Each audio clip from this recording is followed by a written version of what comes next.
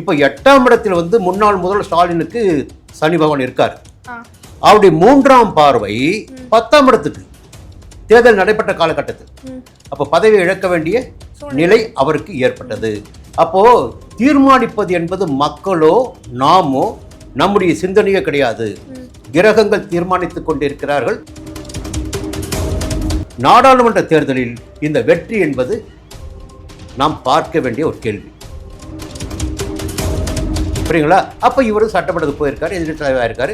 27 வருடம் பார்த்தீங்கன்னா இவருக்கு சூரிய திசை தான். அடுத்து வருகின்ற சந்திர திசையும் இவருக்கு சாதகமாக இருக்கு.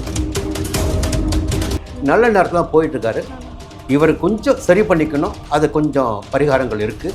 அது அவங்க தீர்மானிச்சு அவங்க பார்த்துக்கணும். இன்னைக்கு நம்ம நேர்காணல்ல நம்மோட இணைந்திருப்பவர் ஜோதிடர் வித்தகர் திருக்கோவிலூர் பாரதிதரன் அவர்கள். வணக்கம் சார். சார், இப்போ வரக்கூடிய நவம்பர் மாதத்தில் விஜய் அவர்களுக்கு ஒரு நேரம் வந்து நல்லா இல்லை, கெட்ட நேரமாக நடக்கிறதா சொல்கிறாங்க. ஸோ இப்போ மறுபடியும் தேர்தல் நடக்குமா சார்? திரு உதயநிதி ஸ்டாலின் அவர்களுக்கு முதலமைச்சராக வாய்ப்பு இருக்கா சார்? அவருடைய ஜாதகம் எப்படி இருக்கு? இல்லை, நான் தெரியாமல் தான் கேட்குறேன். நவம்பர் மாதம் தேர்தல் வருவதற்கு வாய்ப்பு இருக்குன்னு உங்களுக்கு யார் சொன்னாங்க? விஜய்க்கு இது கெட்ட நேரம்னு யார் சொன்னாங்க? பொதுவாக நம்ம பேசிக்குவோம். புரியுங்களா? பொதுவாக பேசிக்குவோம். எதை வச்சு தீர்மானிக்கிறீங்க? இப்போது அவருக்கு நடக்கிற திசையை பார்க்கணும். ஏன்னா எல்லாவற்றுக்கும் மேலே இப்போ பாக்கிய ஸ்தானத்தை சனி போயிட்டுருக்காரு. புரியுதுங்களா? இப்போ ஜென்மராசிக்குள்ளே குரு இருக்கார். இப்போ என்ன எதை வச்சு ஒரு கண்டென்ட் பேசிகிட்டு இருக்காங்கன்னா, பொதுவாக நம்ம எல்லாம் ஜாதகம் மட்டும்தான் பேசணும். ஏன் பழக்கம் அது மட்டும்தான். எனக்கு வந்து ஏவும் ஒன்று தான், இசட்டும் ஒன்று தான் எனக்கு. புரியுங்களா? அப்போது நவம்பர் மாதம் ராகு கேது பயிற்சி வருதுங்க. எப்படிங்க? நவம்பர் 13 ராகு கேது பயிற்சி வருது. இந்த ராகு கேது பயிற்சி என்ன பண்ணுவாங்கன்னா, ஜென்ம ராசிக்குள் கேது வந்து விட்டால் அந்த ஜாதகருக்கு வாழ்க்கையில் எத்தனை சங்கடங்கள் இருக்கிறதோ, எத்தனை நெருக்கடிகள் இருக்கிறதோ, எதையெல்லாம் இழக்க வேண்டுமோ அதையெல்லாம் இழந்திடக்கூடிய, சங்கடங்களை அனுபவித்திடக்கூடிய நிலை இருக்கும். இது பொதுவான விதி. இப்போ நம்ம ஒரு ஜாதகத்தை வச்சு பேசிட்டு இருக்குங்க.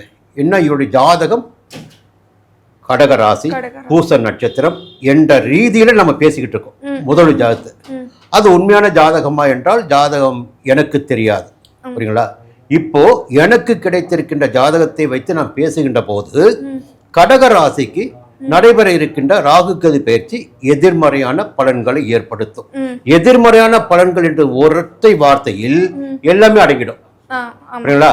அது தேர்தல் வருமா, இல்ல ஆட்சி கலையுமா, அதெல்லாம் வந்து ஒரு கற்பனை. புரியுங்களா? இன்னும் நிறைய பார்க்க வேண்டியிருக்கு. அப்போ எதை நோக்கி நம்ம பயணிக்கிறோம்? இன்றைக்கு ஆட்சியை அவர் அமைத்து விட்டார். அந்த கடந்த காலத்தில் ஆட்சியை நடத்தியவர்களுடன் கூட்டணியாக இருந்தவர்கள் ஒவ்வொருவராக அங்கிருந்து விலகி இங்கே வந்துட்டு இருக்காங்க. ஆனா ஒரு சுய ஜாதகத்தை பார்க்கின்ற போது பலம் சேர்ந்து கொண்டிருக்கிறது ஆட்சிக்கு. அதுல எந்த விதமான குறையும் கிடையாது. ஆனா சுய ஜாதகத்தில் ராசிக்குள் கேது வருகின்ற போது சங்கடங்களை சந்தித்தாக வேண்டும் என்பது பொதுவான விதி. அந்த விதி வந்து இவர் கடகராசியாக இருந்தால் நிச்சயமா அது விதி பலிக்கும். ஒண்ணு. அதற்கு அடுத்து எதிர் வருகின்ற சனி பெயர்ச்சி எப்பொழுதெல்லாம் 10ஆம் இடத்தில் சனி சஞ்சரிக்கிறாரோ, அது எந்த ஜாதகராக இருந்தாலும் சரி, உத்தியோகத்தில் இருந்தால் உத்தியோகத்தில் இழப்பு ஏற்படும். புரியுங்களா? வேலையில் பிரச்சனை ஏற்படும். அரசியல்வாதிகளாக இருந்தால் நெருக்கடிகளை சந்திக்க வேண்டியதாக இருக்கும். 10ஆம் இடத்தில் சனி பகவான் சஞ்சரிக்கின்ற காலகட்டத்தில். இப்போ சின்ன உதாரணம் சொல்லணும்னா, இப்போ 8ஆம் இடத்தில் வந்து முன்னாள் முதல்வர் ஸ்டாலினுக்கு சனி பகவான் இருக்கார். அவருடைய 3ஆம் பார்வை 10ஆம் இடத்துக்கு தேர்தல் நடைபெற்ற காலகட்டத்தில். அப்போ பதவியை இழக்க வேண்டிய நிலை அவருக்கு ஏற்பட்டது. அப்போ தீர்மானிப்பது என்பது மக்களோ நாமோ நம்முடைய சிந்தனையே கிடையாது. கிரகங்கள் தீர்மானித்துக் கொண்டிருக்கிறார்கள். அதன்படித்தான் நாம் வாழ்ந்து கொண்டிருக்கிறோம். கிரகங்கள் காட்டிய வாழ்க்கை தான் நம்முடைய வாழ்க்கை. புரியுங்களா? இது வந்து காலம் பதில் சொல்லட்டும். அவருடைய கர்ம வினைன்னு ஒன்று இருக்கு. புரியுங்களா? அது எந்த அளவிற்கு அவரை பாதுகாக்க போகிறது. இது வந்து கோச்சார ரீதியாக ராகு கேது பெயர்ச்சி. இப்பொழுது யார் அணியில் இருக்கின்றார்களோ அவர்களுக்கும் இவருக்கும் கூட ஒரு முறிவு ஏற்படலாம். 7ஆம் இடத்துக்கு ராகு வருகின்ற போது, ஜென்மத்தில் கேது சஞ்சரிக்கின்ற போது இந்த நட்பு வட்டத்தில் பார்த்தீங்கன்னா கொஞ்சம் பூசல் வரலாம். இது ஜோதிட விதி. அந்த விதிக்குட்பட்டு நம்ம பேசுவோம். ஜென்ம கேது அது சங்கடத்தை கொடுக்கும். 28இல் நடைபெறுகின்ற சனி பெயர்ச்சி இவருக்கு எதிர்மறையான பலன்களை ஏற்படுத்தும். நாடாளுமன்ற தேர்தலில் இந்த வெற்றி என்பது நாம் பார்க்க வேண்டிய ஒரு கேள்வி. இது ஒரு பக்கம்.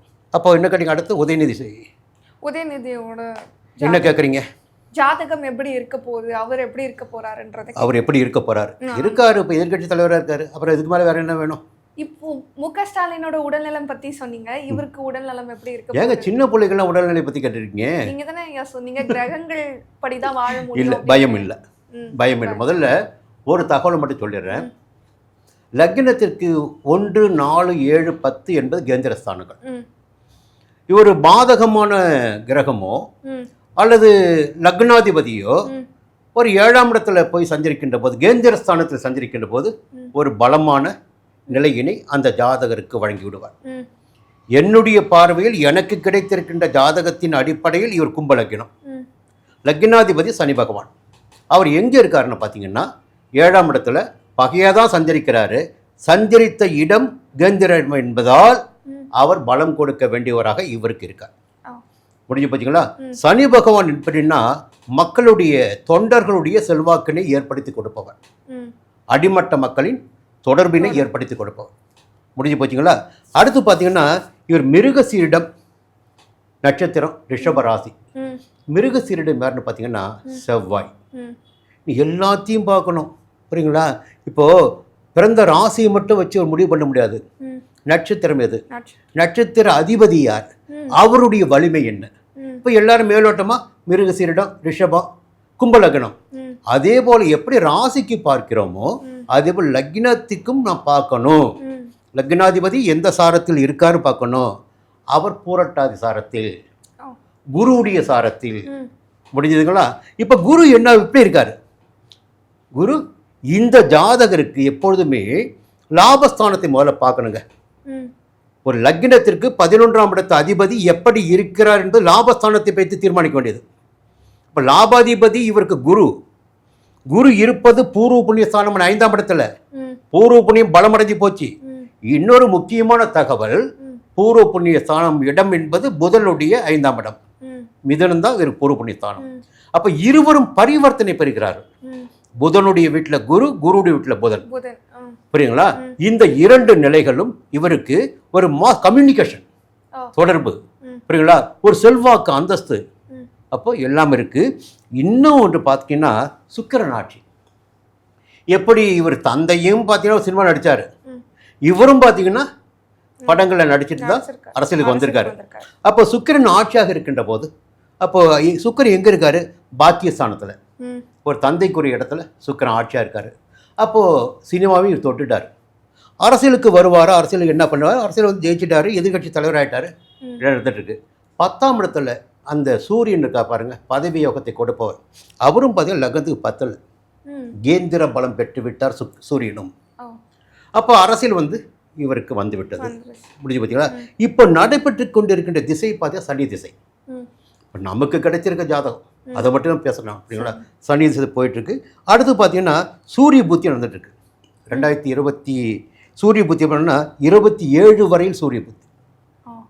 இப்போ சூரியன் அமர்ந்த இடம் பாகிஸ்தானம் விருட்சத்தில் கார்த்திகை மாதம் பிறந்திருக்காரு இவர். இப்போ பார்த்தீங்கன்னா 13/2/26 முதல் சூரிய புத்தி ஆரம்பிக்குது. சூரியன் பகையாக இருந்தால் நிச்சயமாக இவரால் தேர்தலில் வெற்றி பெற்றிருக்க முடியாது.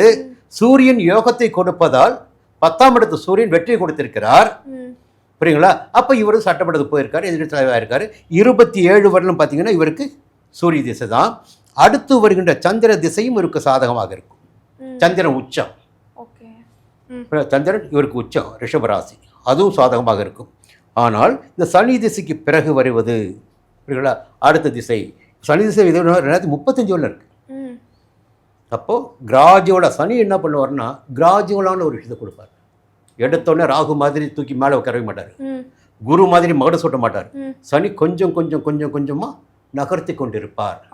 இவரை நகர்த்தப்படுகின்ற இடத்தில், நகருகின்ற இடத்தில் இவர் இருக்கிறார். அது பொறுமையாக நிதானமாக நகர்ந்து கொண்டிருப்பார். அதில் எந்த விதமான பிரச்சனையும் இல்லை. இதில் என்ன ஒரு விஷயம்னா 2ஆம் இடம் வாக்குஸ்தானம், குடும்பஸ்தானம், தனஸ்தானம், 11ஆம் இடம் லாபஸ்தானம், 2 இடங்களும் கெட்டி இருக்கிறது. இவருக்கு திதி சூனிய ராசிகளாக மாறி இருக்கிறது. அதற்குரிய பரிகாரத்தை செய்து கொள்வதன் வழியாக இவரால் ஒரு வெற்றிக்குரிய இலக்கை அடைய முடியும். அதே நேரத்தில் நீங்கள் கேட்க வேண்டிய கேள்வி நம்ம சொல்கிறேன். இப்போ அப்போ 29 தேர்தல் இவருக்கு சாதகமாக இருக்குமா? அப்போது ரிஷபராசி 12ஆம் இடத்துக்கு சனி வருவார். எப்படிங்க? 7.5 சனி ஆரம்பம். ஆனால் சனி திசை தான் போயிட்டு இருக்கு. சனி கேந்திரத்தில் இருப்பார். அப்போ கர்மக்காரகன் சனி எந்த விதமான பலன்களை கொடுக்க போகிறார் என்பதை பொறுத்திருந்து பார்ப்போம். சரிங்க. புரியுங்களா? அப்போ இதெல்லாம் தீர்மானிக்கப்பட்ட ஒன்று, தீர்மானிக்கப்பட்ட வழிதான் அவங்கவுங்களும் போய்கிட்டு இருக்காங்க. அவர்கள் போகவில்லை, கிரகங்கள் செல்ல வைத்துக் கொண்டிருக்கிறார்கள். அவர்கள் போய்கொண்டிருக்கிறார்கள். நல்ல நேரத்தில் தான் போயிட்டு இருக்காரு. இவர் கொஞ்சம் சரி பண்ணிக்கணும். அது கொஞ்சம் பரிகாரங்கள் இருக்குது. அதை அவங்க தீர்மானிச்சுக்கிட்டோம், அவங்க பார்த்துக்கிட்டோம். இல்லை பகுத்தறிவு குடும்பம் இல்லையா, அதை நாம் பேசக்கூடாது. புரியுங்களா? எனக்கு தெரிந்த வழி நான் சொல்கிறேன். கேட்பதும் கேட்காமல் போவதும் அவரவர் விதி. புரியுங்களா? எனக்கு என்ன இருக்குது? இப்போ பேச சொல்லியிருக்கீங்க, நான் பேசுகிறேன். புரியுங்களா? சொல்கிறீங்க, சொல்கிறேன். இப்போ ஜாதகரே வராங்க, ஒருத்தர் கொண்டு வராங்க, ஐயா நீங்கள் இதை செய்தால் நல்லா இருப்பீங்கன்னு சொல்கிறேன். கேட்பதும் கேட்காமல் போதும் அவருடைய விருப்பம்.